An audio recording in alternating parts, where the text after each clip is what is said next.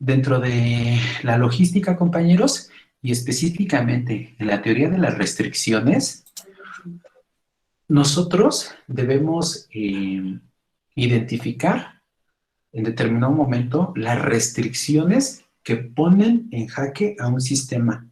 O sea, si decimos que la empresa es un sistema, o sea, es un proceso, es un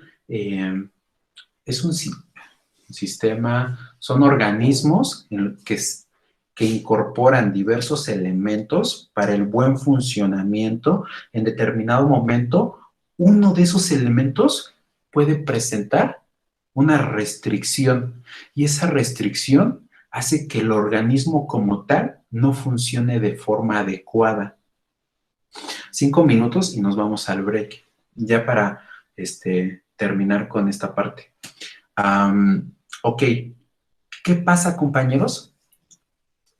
Para nosotros analizar las restricciones, tenemos que evaluar la capacidad de procesamiento de nuestro organismo, de nuestro sistema. Es decir, la capacidad que tiene el sistema en la recepción de insumos, ¿sí?, de elementos de entrada y la generación de productos, de nuestros elementos de salida.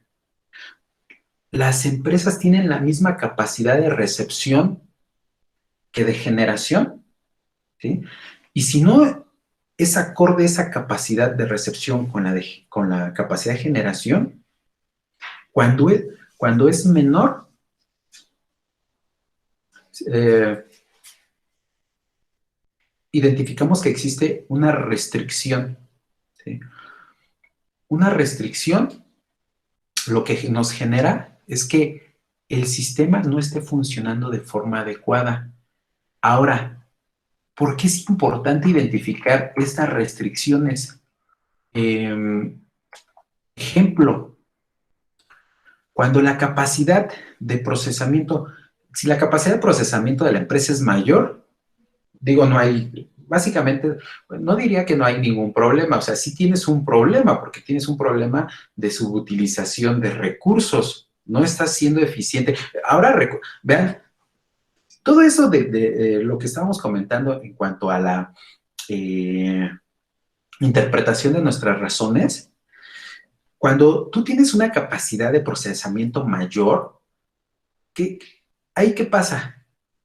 O sea, nuestra eficiencia en cuanto a la utilización de los recursos de nuestro activo total o solamente de nuestro activo fijo no es adecuada. Entonces estamos siendo ineficientes porque tendríamos una mayor capacidad de procesamiento y sin embargo no la explotamos. Pero bueno, ya está ahí la planta, ya está el equipo, ya están las instalaciones. Perfecto, ok, podemos hacerlo eficiente. ¿A través de qué? Incrementando la producción. Vaya, ¿qué implica incrementar la producción? Pues una serie de concatenaciones aunadas a esta decisión. Se puede manejar, ¿no? Podemos formular una meta en cuanto a la expansión de producción. De acuerdo. En lo que me quiero centrar, ¿qué pasa cuando la capacidad del sistema, cuando la capacidad de procesamiento del sistema es menor? Realmente tenemos un problema. ¿Por qué? Si la capacidad de procesamiento de la empresa es menor, ¿qué genera? Habrá un excedente que no podrá procesarse. Es decir, tengo ahí volúmenes de materias primas, volúmenes de insumos, ¿qué? Esta cantidad no podrá procesarse y tendrá que esperar en el almacén. ¿Qué implica esto? Un costo. Ahora, ¿recuerdan ustedes su razón de rotación de inventarios? ¿Eh? Que incluso, ¿dónde el compañero? A ver, ¿quién era el compañero la vez pasada? Compañero. Se me fue su nombre del compañero que estuvo participando en la sesión anterior. ¿Quién era? No sé si esté en este momento, pero bueno, ¿quién estuvo participando? Solamente hubo un compañero que estuvo participando en la sesión anterior, además de María de Lourdes. María de Lourdes, ¿no? ¿Recuerdas quién era el compañero que estaba participando junto contigo? para que me recuerdes, ¿no? Ok. ¿Siguen conmigo? Ya se fueron. Profe, creo que se llama Rodrigo. Ah, ok. Rodrigo, de hecho. Rodrigo me decía como que pues no aterrizamos bien la idea, ¿no? ¿Para qué me sirve mi razón de rotación de inventarios? Ahí está. Cuando nuestra capacidad de procesamiento, o sea, cuando la capacidad del sistema es menor, ¿qué pasa? ¿Qué implica? Se generan excedentes que no pueden procesarse. Estos excedentes están en almacenes, ¿no? Entonces, esto genera un costo. A esto se le llama cuello de botella o restricción. Esto es una restricción de observando a la empresa como un sistema, ¿sí? ¿Qué implica esto en términos contables y financieros? Porque esto afecta justamente tu razón de rotación de activos. Cuando tú ves a la empresa desde el ámbito financiero, cuando tú estás evaluando, en lo abstracto, esto es lo concreto, esto es lo que ves en planta. Tienes restricciones que en términos contables, el almacenaje se llama inventario. Ojo, el inventario está del lado de nuestros activos, ¿no? Porque es una inversión. Pero si no se utiliza de forma adecuada la capacidad instalada de la empresa o si no esa capacidad instalada genera cuellos de botella, ¿sí? Esto que es un activo se convierte en una restricción del equipo y forma a ser parte de un pasivo. Ese pasivo se manifiesta en diversos aspectos, como costos, impuestos. O sea, tú cuando tienes materias primas en almacén, ¿sí? Estás generando costos. Primero, pues, por la renta de ese almacén, por los servicios con los que cuentas. Si además ese almacén debe poseer características específicas como regulación de temperatura, etcétera, se incrementa más el costo, pero además te genera impuestos. Si son insumos pues de alto valor, también vigilancia y así sucesivamente.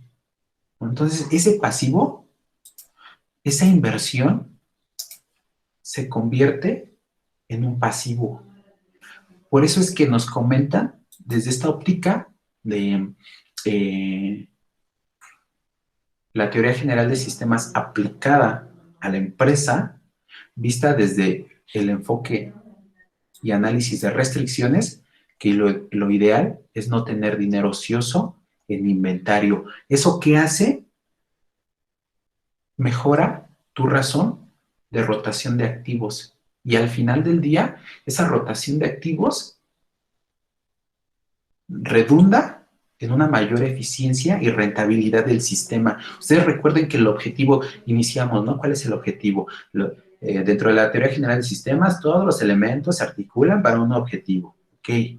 Concreto, desde la parte abstracta a la parte concreta, desde la parte financiera a la parte de logística también, a la parte, desde la parte del papel al nivel de planta. Todo se articula y todo tiene una razón de ser. En ese sentido, la capacidad del sistema se determina por la capacidad del cuello de botella. Por eso nos dice este enfoque que la producción que se genera en el cuello de botella en un determinado momento es la producción de la empresa como tal. O sea, de nada sirve que tú tengas muchas instalaciones, edificios, que tengas plantas, que tengas áreas, que tengas equipo, si viendo ese organismo, ese monstruo, como un organismo, uno de sus subsistemas te genera una restricción, no es capaz de procesar todos los insumos y entonces ahí se genera un cuello de botella. Lo que sea capaz de procesar ese subsistema es la capacidad de procesamiento de toda la empresa.